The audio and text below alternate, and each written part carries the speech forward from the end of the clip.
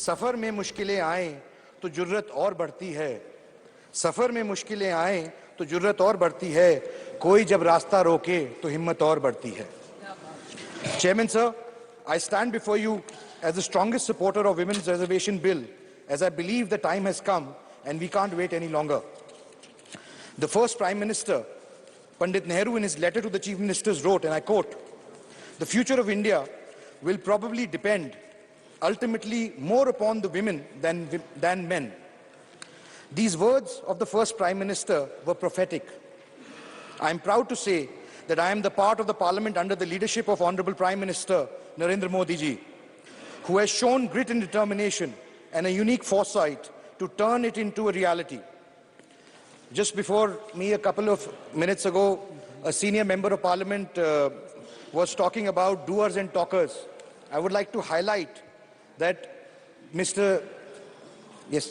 I would like to highlight that Prime Minister has shown by bringing this bill that he is a doer and not a talker. I come from the state of Haryana, which had for the longest time grappled with the issue of unequal sex ratio. The sex ratio in Haryana was 879 females for 1,000 males in 2001, but has shown steady improvement since 2015, when the Prime Minister Narendra Modi launched the Beti Bachao Beti Padhao Andolan from Haryana. Sir, I would like to inform the House that in 2022, the ratio has improved to 917.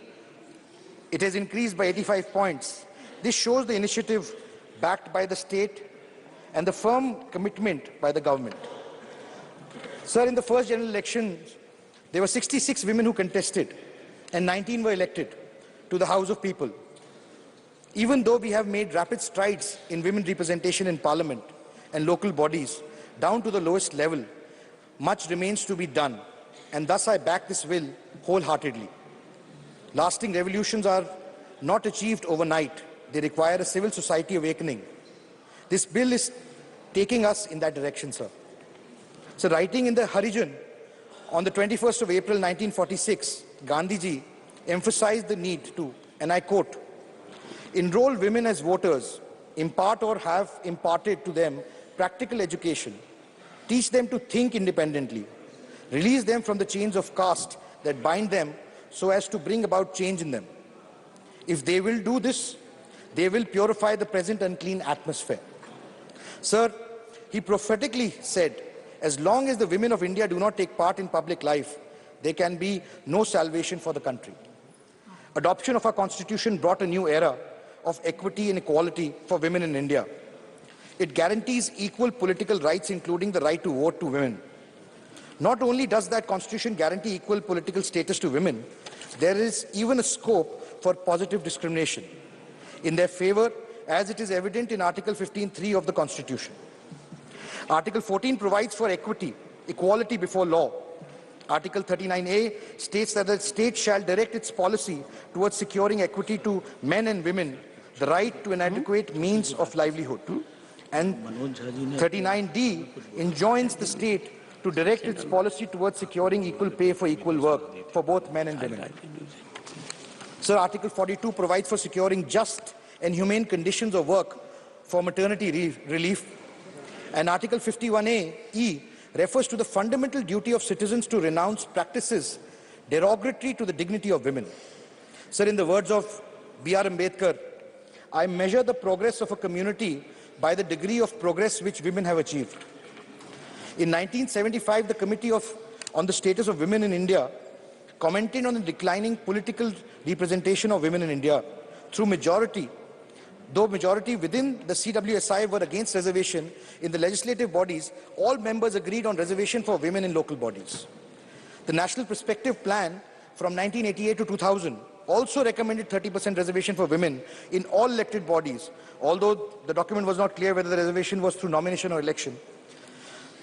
The BJP government had repeatedly reinstated the bill in Parliament in 1998, 99, 2002 and 2003. The Congress, when it came to power in 2004, prompted the UPA to integrate the bill into the common minimum system and tried to introduce the bill with a little progress. It was opposed by its own partners who were a part of the government. Sir, A very senior member of parliament before me said, that this decision has been taken by brain and not by heart. Sir, these decisions are taken by brain, heart and soul all put together. You need a will of steel to implement these decisions. And that is what is being done by the current government. Sir, in the last decade of the 20th century, the issue of political empowerment of women gained momentum throughout the world. In the 1990, the United Nations Economic and Social Council endorsed a target of 30% women in decision-making positions in the world by 1995. This target was far from being met in 1995. Only 10% of the world's parliamentarians were women. Back home, in the Rajya Sabha, we have 31 women MPs, whereas in the Lok Sabha, we have 82 women MPs. Among the state legislature, the average representation of women MLAs is about only 7%. Of the total 8,054 candidates in the 2019 general elections, only 726 were women. An interesting statistic presents itself here, sir. While almost 11% of the women contestants were successfully elected as MPs, only 6% of men could be successful. When it comes to trusting their future, voters trust women candidates more than they trust men. Not only do women make for winning candidates, but as candidates they spur greater economic growth. An academic paper by the United Nations University World Institute for Development Economics Research in 2015 studied the impact of women politicians on economic performance in the state legislative assemblies. The researchers examined data for 4,265 state assembly constituencies for the 1992 to 2012 period, using night luminosity as a measure of economic performance. The paper estimated women legislators raised luminosity growth in their constituencies by about 15 percentage points per annum more than that of male legislators. They were also found to be far more effective at completing road projects and hence creating infrastructure for growth.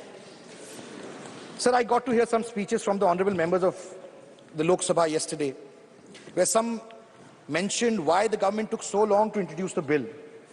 Why wasn't it introduced earlier? Sir, it is important to understand. In 2014, the challenges before this government were many.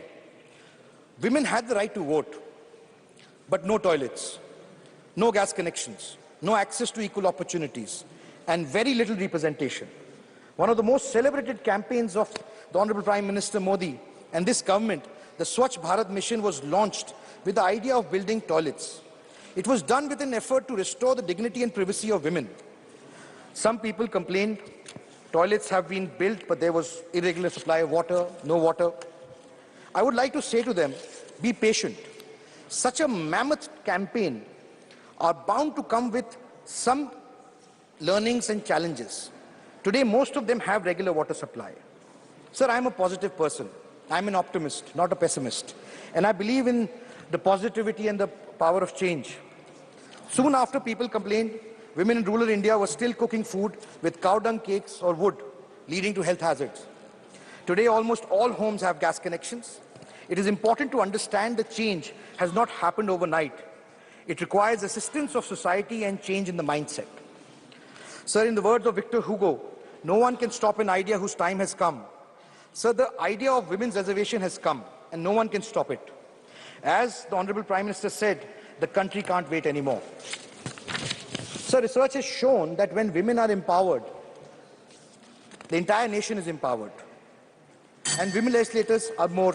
Sir, I will seek your indulgence to just complete my maiden speech, sir. Sir,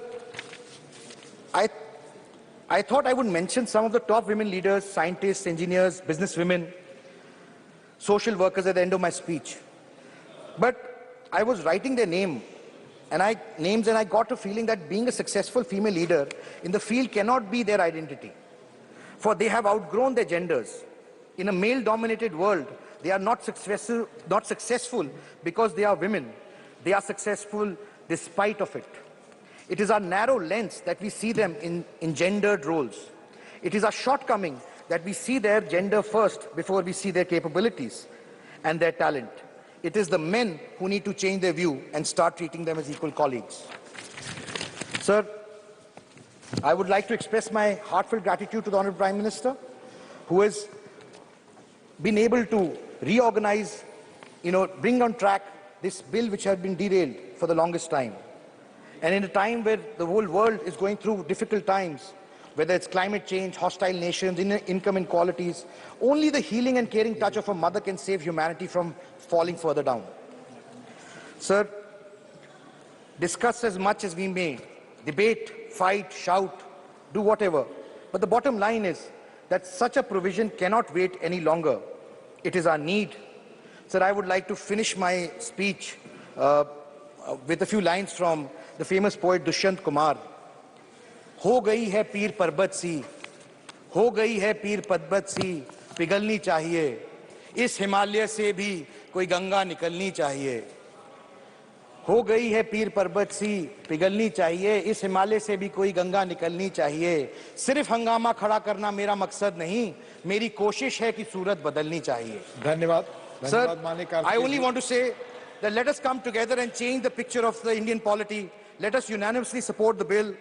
Otherwise, when history is written, people who are standing on the other side will not be judged kindly. Thank you so much, sir.